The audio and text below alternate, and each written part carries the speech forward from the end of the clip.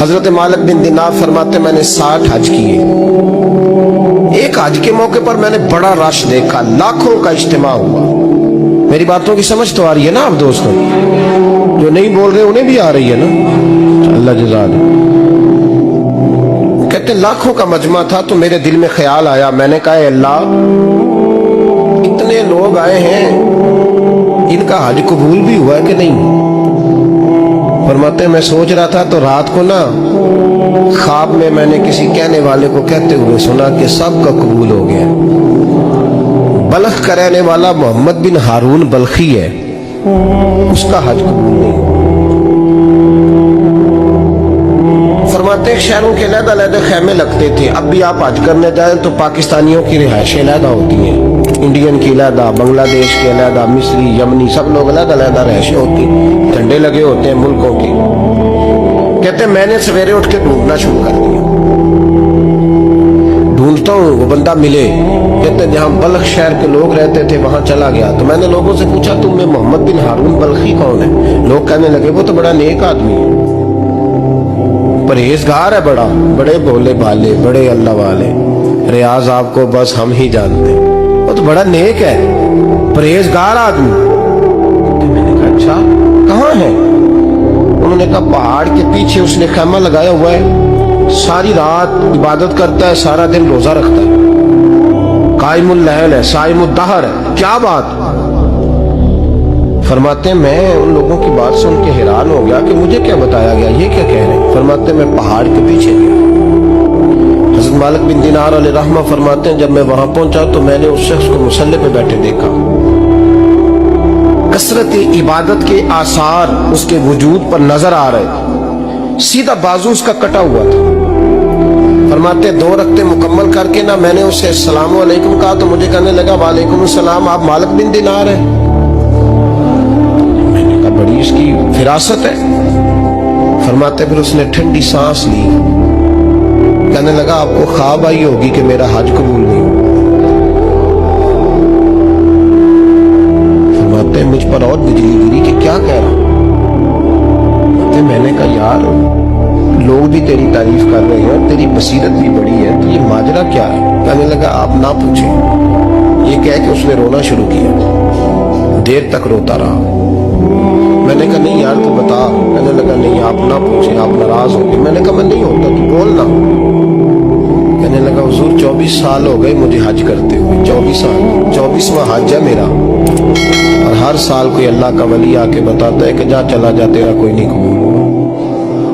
بے پروائی ویک سجن دی جتھے کسے دی پیش نہ جاوے, انہیں تاجہ والے در در رولے تے منگتیاں تخت بٹھاوے.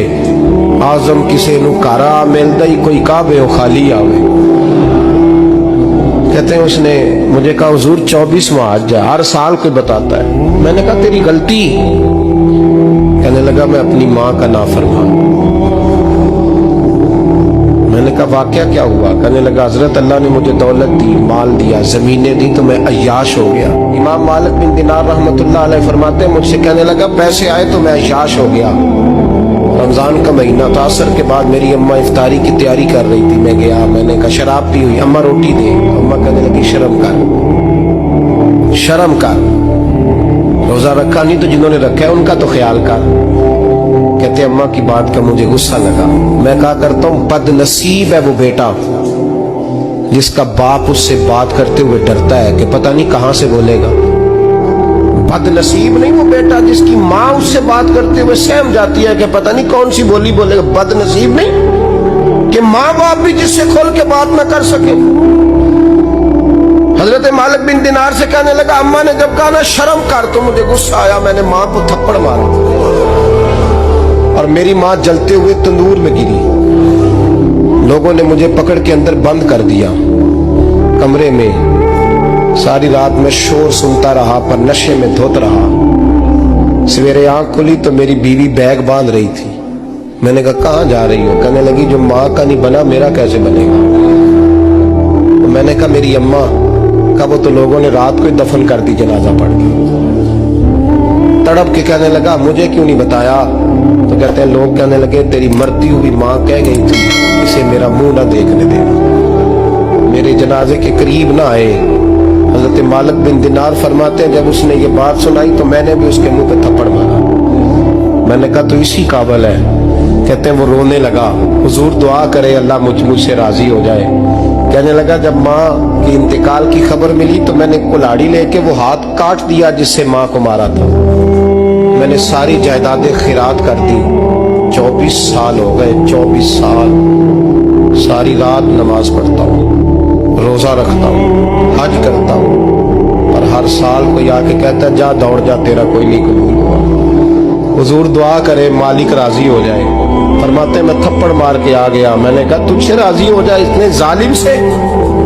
इमाम मालिक फरमाते रात को आके सोया तो मुझे ख्वाब में रसूल पाक का दीदार हुआ। तो नबी पाक अलैहिस्सलाम ने फरमाया मालिक तू उसे मायूस क्यों कर आया है? अल्लाह तो बड़ा मेहरबान है। कहा हुजूर माँ के नाफरमान को माफी कैसे मिलेगी? तो इमाम मालिक फरमाने लगे नबी करीम ने फरमाया जा उसे जाके बता दे तुझे कयामत में तेरी माँ की वजह से बख्श दिया जाएगा। कहा हुजूर अम्मा की वजह से किस तरह? तो महबूब फरमाने लगे इसकी माँ कयामत में इसके खिलाफ मुकदमा दायर करेगी रब करीम की अदालत में। ए अल्लाह मैंने 9 माह पेट में रखा, दर्द सह के इसे जना, जिगर का खून पिला के पाला, और इसी ने मुझे कत्ल किया।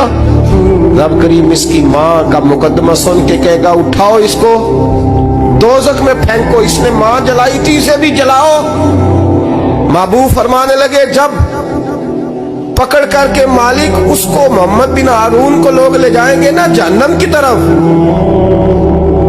अभी फरिश्ते घसीटेंगे ही तो पलट के फिर अम्मा की तरफ देखेगा, और दूसरी दफा फिर घसीटेंगे तो पलट के देखेगा, तीसरी दफा फिर पलट के कहेगा अम्मा ये मुझे जलाने लगे, अम्मा ये जहन्नम में फेंकने लगे। मेरे हबीब फरमाने लगे